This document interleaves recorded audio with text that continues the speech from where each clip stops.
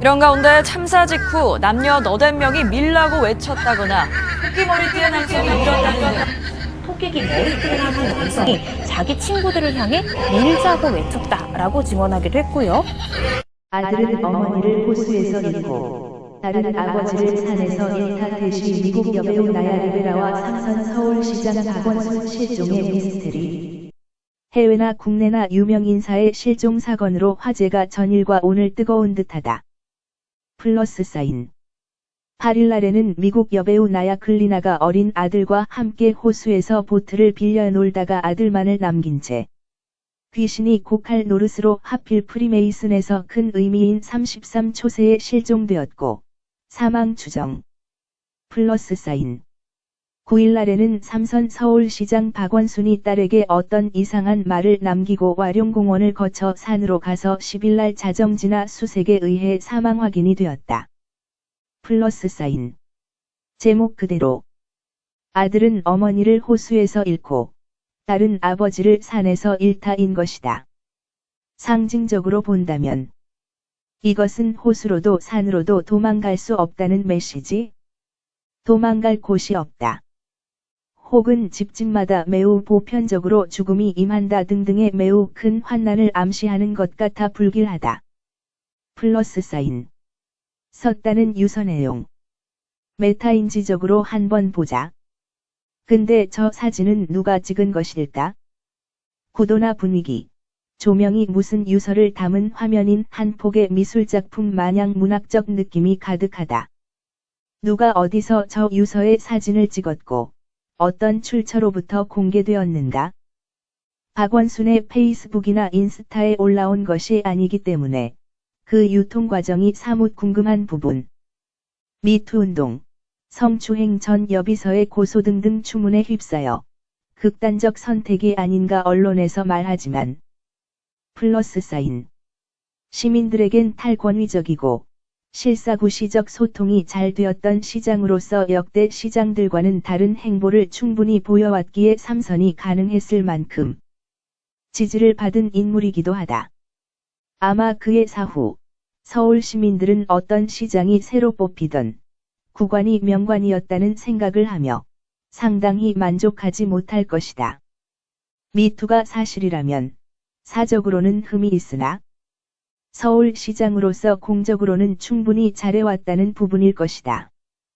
흔한 재물욕, 비리나 횡령, 은닉 등은 없었으나 사사로운 성욕에서 미끄러진 실책, 수많은 후궁을 거느린 조선시대 왕이나 젊은 관기들과 통하던 수많은 늙은 고위 관료 신하들을 생각해보면 당시로서는 문제거리도 되지 않았겠지만 현대적 시스템에선 큰 실책이 된다.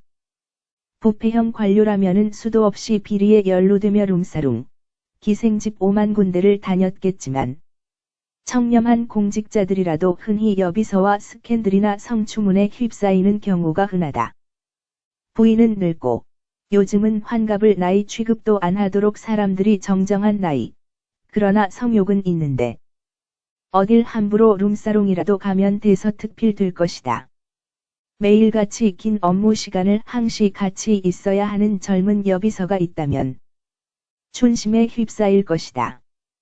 안희정 때가 그렇지만 자유롭지 못한 고위 공직자의 경우 의외로 그런 삶의 패턴에서 여비서에게 음욕에 빠지는 경우가 꽤 발생하는 듯하다. 물론 잘했다는 것은 아니다. 인터넷 등에 이미 나왔지만 플러스 사인.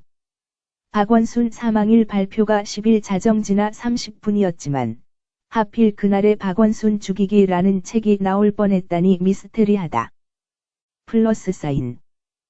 또한 박원순은 등산 가방을 메고 수색견에 의해 발견되고 자살을 상징하는 신발 한 짝 등의 이미지, 그리고 전화기를 들고 놀라는 딸의 모습이 마치 실제 실종과의 상황과 너무 잘 맞아떨어지는 5년 전 발간된 원순 씨, 배낭 메고 어디 가세요? 예. 책. 글자의 구도가 피라미드 모양이고 박원순의 이미지가 전시안을 형상하는 부분에 놓여 있다. 지금껏 우리가 보지 못한 새로운 선거 이야기 18글자의 조합은 수비학적으로 666이다.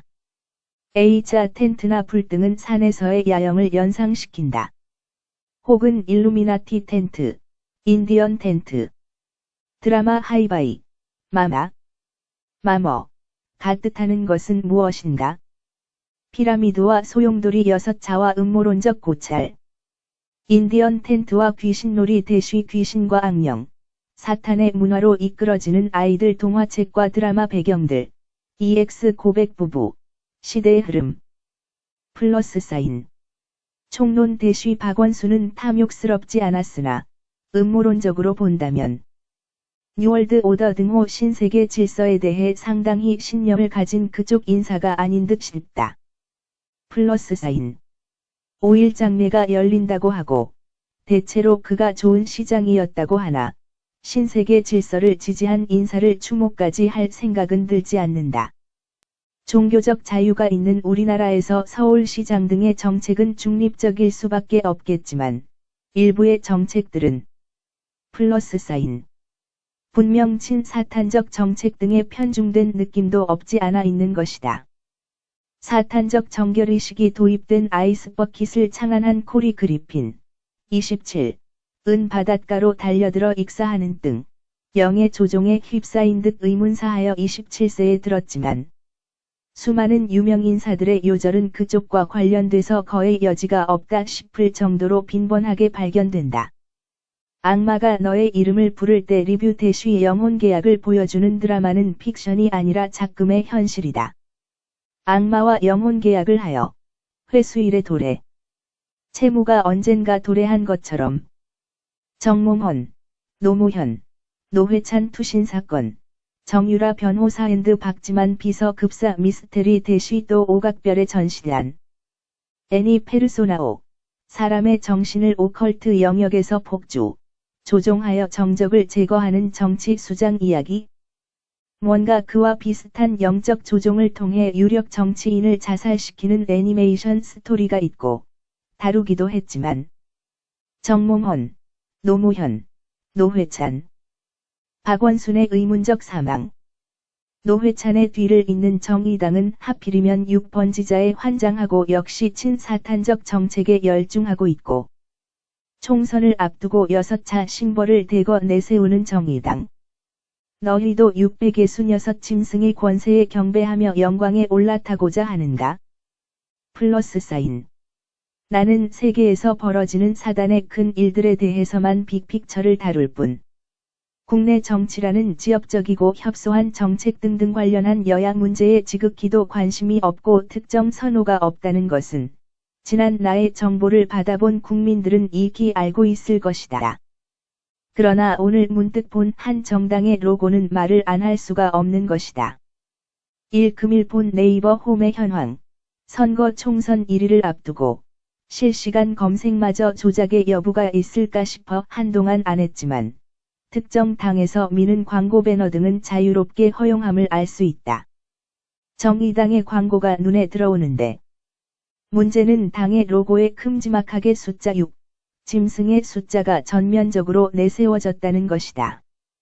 이 광고를 클릭하고 넘어간 정의당의 홈페이지.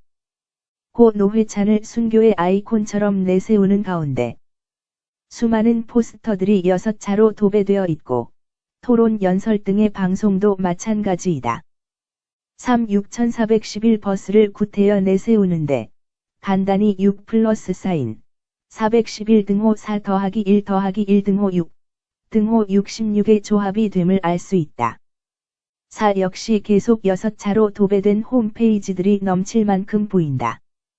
5 당마다 특정 선거인들의 고유 기호로 한 번이나 물결표 사인 6번 등을 달고 다니는 것은 자연스러운 일이지만 이렇게 특정 후보가 아닌 당 전체를 숫자 6점점 뱀이 또아리를 튼 숫자의 형상으로 내세운 사례가 없던 것이다. 최순실 게이트 무당 정치의 환멸을 느낀 지 얼마나 되었다고 또 오컬트로 권세를 쫓는 움직임이 나타나는가? 6, 1에서 10까지의 하고 많은 숫자 중에 왜 정의당은 숫자 6을 골랐는가? 상단의 이미지에서 조합원들의 잠바가 666을 이루는 모양이나 15일 등호, 1 더하기 5 등호 6, 저녁 6시, 마지막 60시간에서 앞자리 6번지.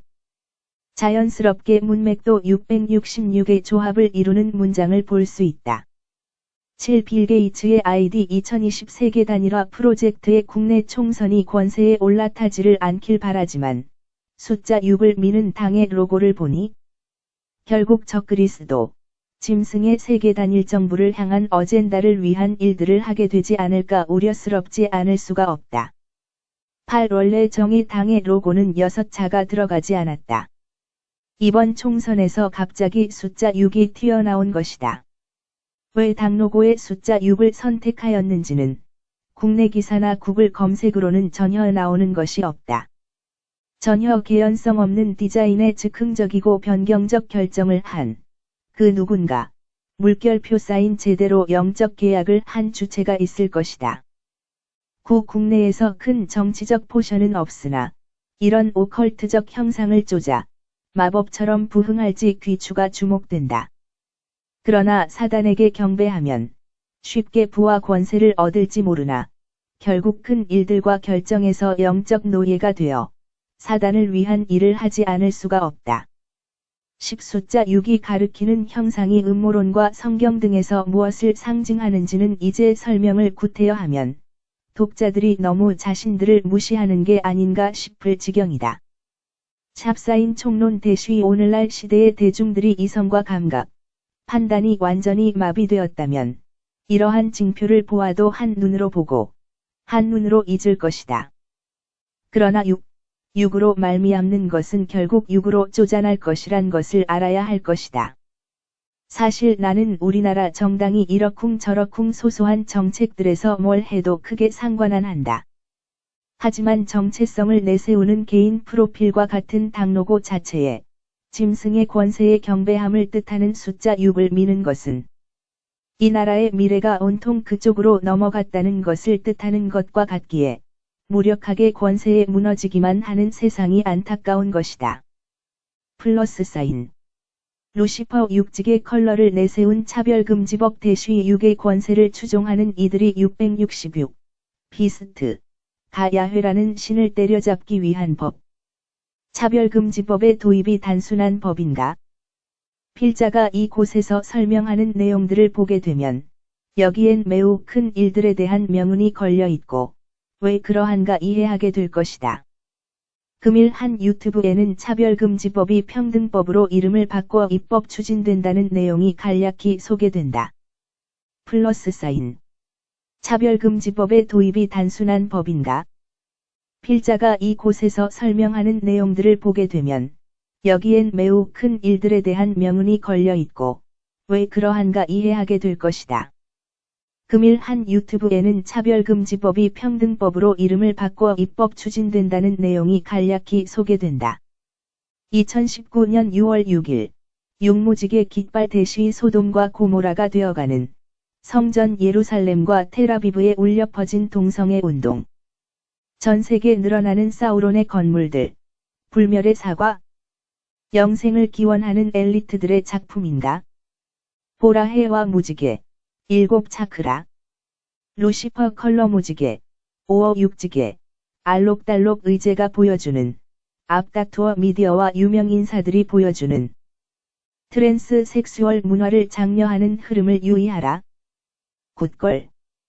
게시적 스트림라인 대쉬 영화 마인드게이머 2015와 짐승의 표사회 사탄의 전시관 영화 리뷰 해석까지 플러스 사인 보라.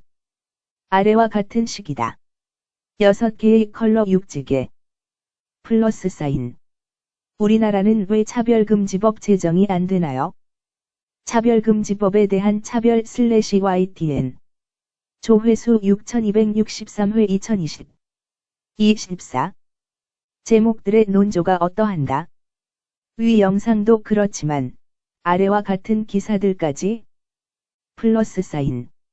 주류 언론은 중립적인 척 소개를 하지만 은근히 제목 선정에서부터 기조들이 차별금지법에 대해서 대중들이 좋게 생각하도록 포장되고 있다. 플러스 사인. 우리나라는 왜 차별금지법 제정이 안 되나요? 이런 식의 기사지만 음모론적 해석을 붙여서 진위를 바꾸어서 말하면 이런 것이다. 우리나라는 왜 짐승을 위한 법의 간계를 빨리 실현하지 않는가요?